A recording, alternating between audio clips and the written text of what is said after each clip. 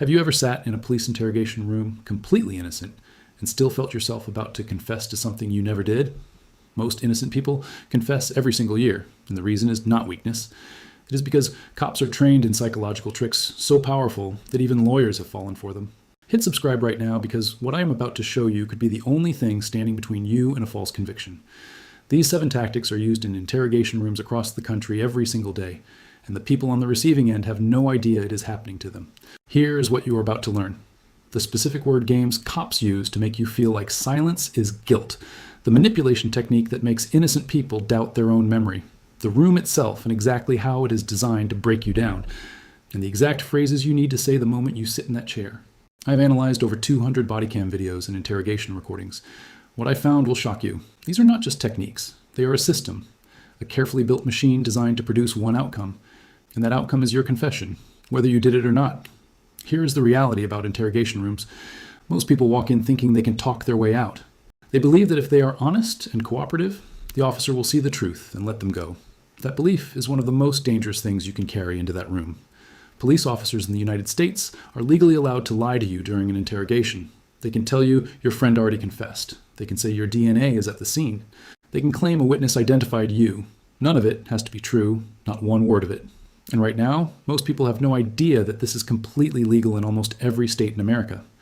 The National Registry of Exonerations has documented hundreds of cases where innocent people confessed to crimes they never committed. Innocent people with no reason to confess, they confessed anyway. Understanding how this happens is not paranoia, it is survival. The first trick is called the read technique, and it starts before they even ask you a single question. The moment you walk into that interrogation room, the officer is already reading you. They watch your body language. They note whether you make eye contact. They catalog every nervous movement. Then they start with something called the behavior analysis interview. This sounds like small talk. They ask you easy, friendly questions. How are you doing today? How long have you been in the area?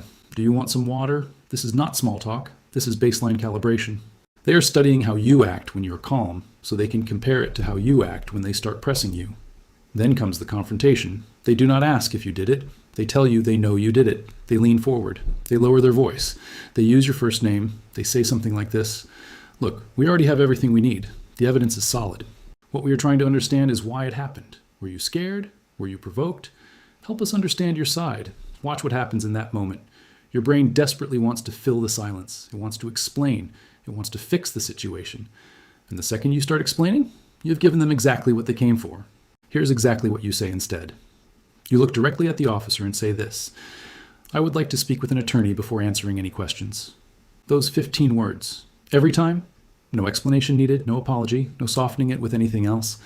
Legal experts agree this is your strongest protection. And it is backed by the Supreme Court's ruling in Bergheis versus Tompkins, which basically said you have to actually say out loud that you want to remain silent. Silence alone is not enough anymore. You have to say the lawyer line, bad way.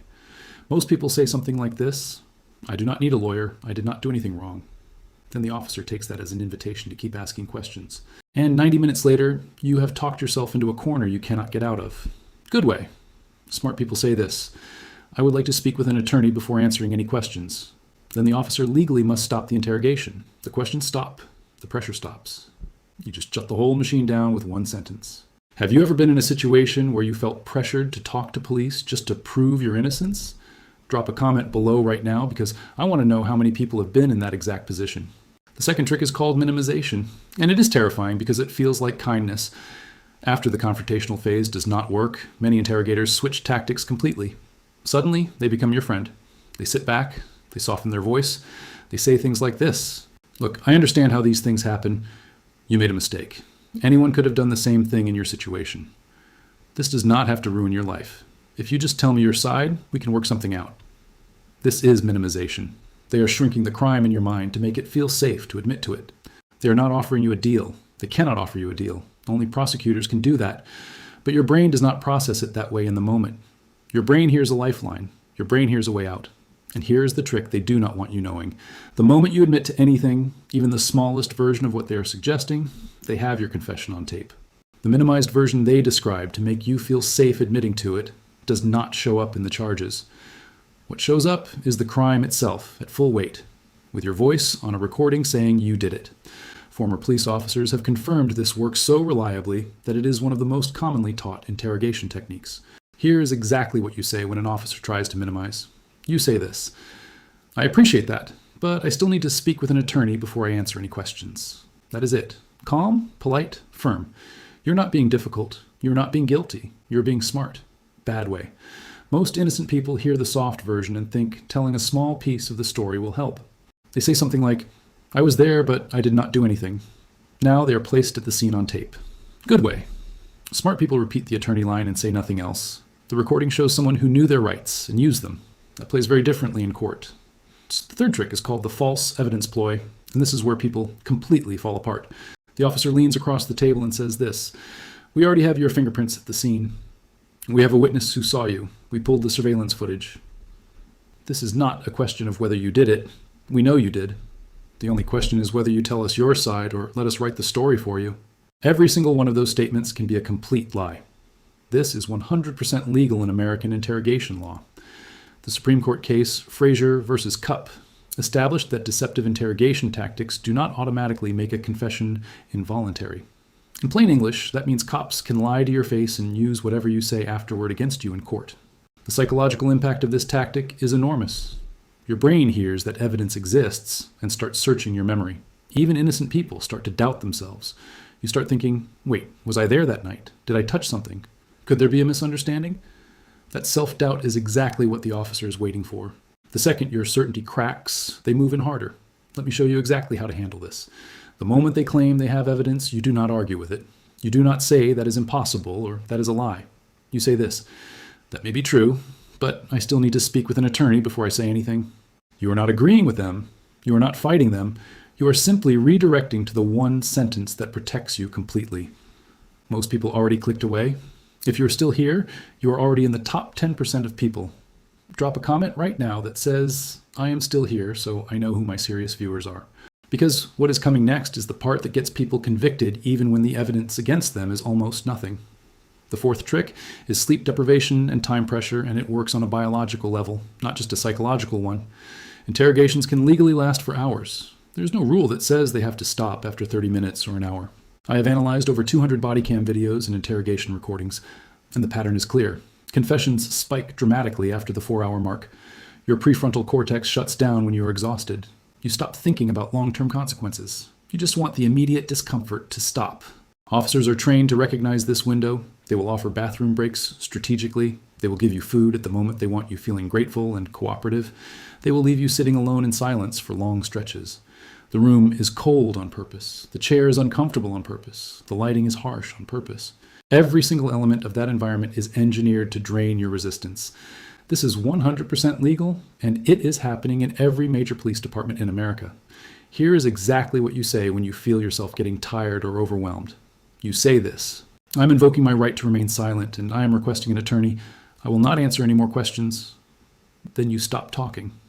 You do not explain why. You do not apologize for it.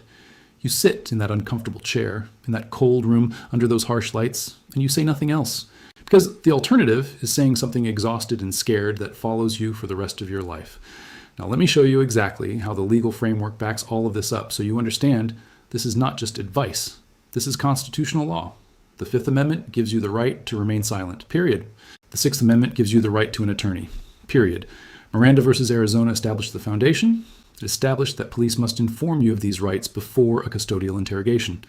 In plain English, if you're not free to leave, they have to read you your rights before questioning you.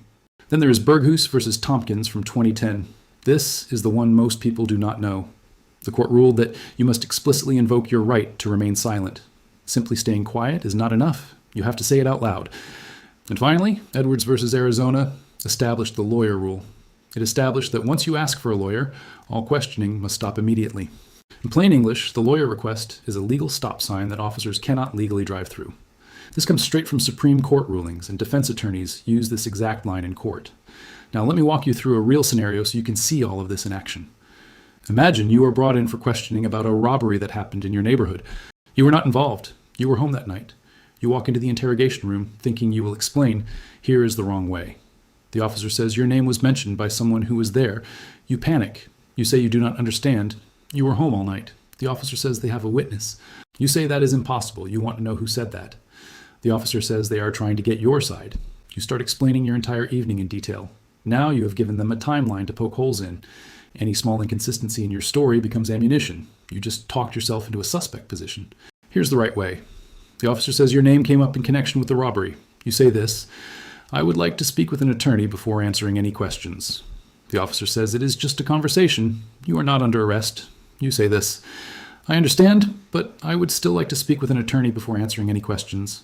The officer says this will go faster if you just cooperate. You say this: I'm not answering any questions without an attorney present. Watch what happens. The questioning legally must stop. You have not confirmed your alibi, but you have not given them any inconsistency. Your silence cannot be used as evidence of guilt at trial. You walk out of that room in a stronger position. Next week, I'm dropping a video on exactly what to do when cops claim they found something during a search. The illegal search and seizure video is coming in 3 days, and it is the most requested topic ever. Subscribe right now so you do not miss it, because that video covers the one tactic to get a case thrown out. Here's your quick rundown of everything you just learned. First, the read technique uses friendly questions. It calibrates your behavior before hitting you with a confrontation, and your attorney request shuts it down. Second, minimization makes confessing feel safe and reasonable, but the charges are never as small as described. And your attorney line protects you from every version of this. Third, the false evidence ploy is legal. It is designed to make you doubt your own innocence, and arguing with it only helps their case. Fourth, exhaustion and environmental pressure are deliberate and biological. Invoking your rights is the only wall. The law is on your side. The court cases prove it. The only thing that has to change is what you say. Hit subscribe right now so you catch the illegal search video dropping this week. Smash that like button. If any of this just changed the way you think about talking to police, drop a comment below. Tell me which of these 7 tricks shocked you the most. Your comment might save someone else. Stay safe out there.